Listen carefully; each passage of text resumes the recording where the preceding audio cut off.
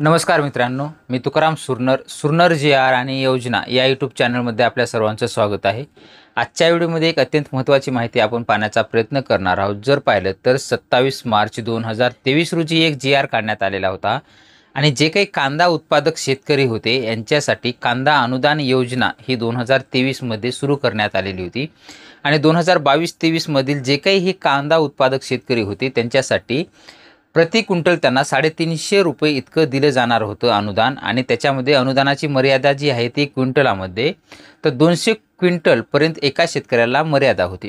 त्याच्या संदर्भातील आता जे काही त्याच्यानंतर मग पीक पेऱ्यावर त्यांच्या सातबारावरती त्यांची पीक पाहणी झालेली नसणे किंवा पीक पेऱ्यावर त्यांच्या नोंदी नसणे अशा करणारे अनेक अर्ज हे फेटाळलेले होते, म्हणजे रद्द करण्यात आलेले होते. त्यांच्यासाठी आता एक नवीन महत्त्वाची माहिती आहे. आज दिनांक 12 ऑगस्ट 2025 रोजी एक जी आर निर्गमित करून त्यांच्यासाठी जे काही फेर तपासणी करून त्या अर्जांची एकूण 14,661 शेतकऱ्यांची पात्रता करण्यात आलेली आहे आणि त्यांच्यासाठी एकूण 28 कोटीच्या वर निधी वितरित करण्यात येणार आहे. ती सविस्तर माहिती आजच्या जी आरमध्ये आपण पाहणार आहोत. आजच्या व्हिडिओ शेवटपर्यंत पहा. संपूर्ण कोणत्या जिल्ह्यामध्ये किती शेतकरी पात्र आहेत त्याच्यामध्ये पद्धतीने आपण सविस्तर माहिती पाहणार आहोत. तर चला आजच्या व्हिडिओला सुरुवात करूया. पाहू शकता तुम्ही की आज जो दिनांक आहे तो 12 ऑगस्ट 2025 रोजी एक जी आर निर्गमित करण्यात आलेला आहे. तो जी आर आहे याच्या संदर्भातील की कांदा अनुदान योजना जी होती 2022-23 मध्ये सुरू करण्यात आलेली होती.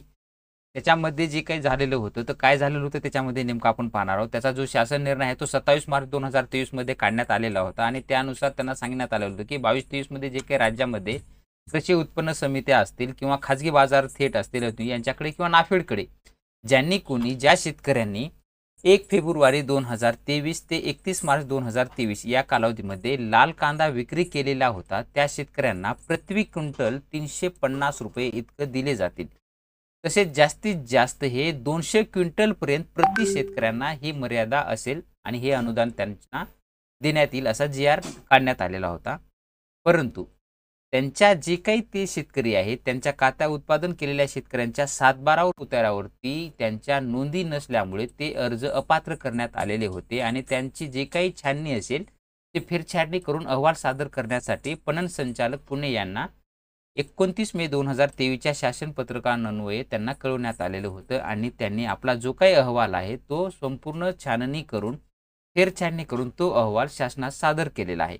त्यानुसार त्यांनी जो शासनाला जो अहवाल आहे तो अहवाल सादर केलेला आहे आणि अहवाल सादर केल्याच्या नंतर जे काही शेतकरी होते ते शेतकरी जे काही अपात्र ठरले होते त्यांची फेरछाननी करून त्यांच्या पात्र शेतकऱ्यांसाठी एकूण अनुदानाची रक्कम उपलब्ध करून घेण्यासाठी त्यांनी जुलै 2025च्या पावसाळी अधिवेशनामध्ये 28,32,30,507 एवढा निधी सुद्धा मंजूर करण्यात आलेला आहे आणि सदर जी निकाय निधी आहे ती शेतकऱ्यांना वितरित करण्यासाठी शासनाच्या बाब ही विचाराधीन होती आणि त्याच अनुषंगानं जर पाहिलं तर एकूण पात्र ठरलेले जे काही शेतकरी आहेत ते 14,661 शेतकऱ्यांना हे अनुदान आता लवकरच त्यांच्या खात्यावरती ते अनुदान जमा केलं जाणार आहे.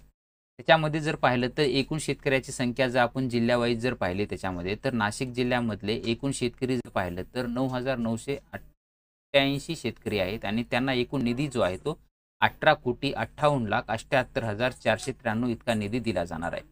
त्यानंतर धाराशिव जिल्ह्यामधील एकूण शेतकरी 272 आहेत आणि त्यांना जो निधी आहे तो 1,20,98,705 एवढा निधी दिला जाणार आहे. त्यानंतर पुणे ग्रामीण ह्याच्यामधील जर पाहिलं तर 277 शेतकरी आहेत आणि त्यांच्यासाठी जो आहे तो 78,24,330 एवढा निधी दिला जाणार आहे. त्यानंतर सांगली जिल्हा आहे. सांगली जिल्ह्यामधील 22 शेतकरी आहेत आणि त्यांच्यासाठी एकूण निधी जो आहे तो 8,07,278 एवढा निधी दिला जाणार. त्यानंतर सातारा जिल्ह्यासाठी एकूण 2,002 शेतकरी पात्र आहेत आणि त्यांच्यासाठी जो निधी आहे तो 3,03,86,608 एवढा निधी दिला जाणार आहे. त्यानंतर जो आहे तो धुळे जिल्ह्यासाठी आहे. धुळे जिल्ह्यासाठी एकूण 43 शेतकरी पात्र झालेले आहेत आणि त्यांच्यासाठी एकूण जो निधी दिला जाणार आहे तो 5,71,609 एवढा निधी दिला जाणार आहे. त्यानंतर जळगाव आहे. जळगावमधील शेतकरी जर पाहिलं तर 387 शेतकरी आहेत आणि त्यांच्यासाठी जो निधी आहे तो एकूण दिला जाणारा निधी जर पाहिलं तर त्याच्यामध्ये 1,06,00,000 47,976 इतका निधी दिला जाणार आहे. त्यानंतर अहिल्यानगर आहे. अहिल्यानगरमधील एकूण 1407 शेतकरी पात्र आहेत आणि त्यांच्यासाठी जो निधी पाहिला तर त्यांच्यासाठी निधी 2,81,12,979 एवढा निधी दिला जाणार आहे.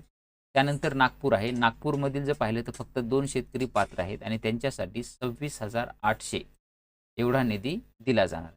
त्यानंतर रायगड आहे आणि रायगडमधील जर पाहिलं तर 261 शेतकरी पात्र आहेत आणि त्यांच्यासाठी जो निधी दिला जाणार आहे तो 68,76,026 रुपये एवढा निधी दिला जाणार आहे. आणि एकूण जर राज्यातील पाहिलं टोटल तर 14,661 इतके शेतकरी पात्र आहेत आणि त्यांच्यासाठी एकूण 28,32,30,507 एवढा निधी वितरित केला जाणार आहे. हा जो निधी आहे तो 2025-26च्या जे काही आर्थिक वर्षामधील आहे तो खालील यांच्यानुसार हा खर्च केला जाणार आहे. आणि हा जो निधी आहे तो लवकरात लवकर जे काही पात्र शेतकरी आहेत कांदा अनुदान योजनेसाठी पात्र असणारे एवढे त्या 10 जिल्ह्यामधील शेतकरी पात्र आहेत त्यांच्यासाठी हा निधी दिला गेला आहे. आणि हा जो निधी आहे तो लवकरात लवकरच या सर्व पात्र लाभार्थ्यांच्या खात्यावरती वर्ग केला जाणार आहे असं सांगण्यात आलेलं आहे. तुम्हाला जर हा सविस्तर GR पाहायचा असेल तर तुम्ही शासनाची जी काही शासकीय वेबसाईट आहे त्याच्यासाठी www.maharashtra.gov.in या संकेतस्थळावर सुद्धा हा तुम्ही GR पाहू शकता. तर अशा पद्धतीने हे जे काही 10 जिल्हे आहेत या 10 जिल्ह्यामधील एकूण 14,661 शेतकऱ्यांना या निधीचं वितरण लवकरात लवकर त्यांच्या खात्यावरती केलं जाणार आहे. अशा पद्धतीची एक छोटीशी माहिती होती ते आपण देण्याचा प्रयत्न केलेला आहे. अशाच पद्धतीचे नवीन अपडेट आपल्या चॅनलवरती सतत येत असतात. तुम्ही जर चॅनलवरती नवीन असाल तर आपल्या चॅनलला सबस्क्राईब करून बाजूचे बेल आयकॉन दाबून लाईक करायला मात्र विसरू नका, जेणेकरून व्हिडिओ अपलोड करताच त्याचं नोटिफिकेशन तुम्हाला सर्वात अगोदर आपल्या चॅनलवर मिळत जाईल. भेटूया नवीन माहितीसह नवीन व्हिडिओमध्ये. धन्यवाद.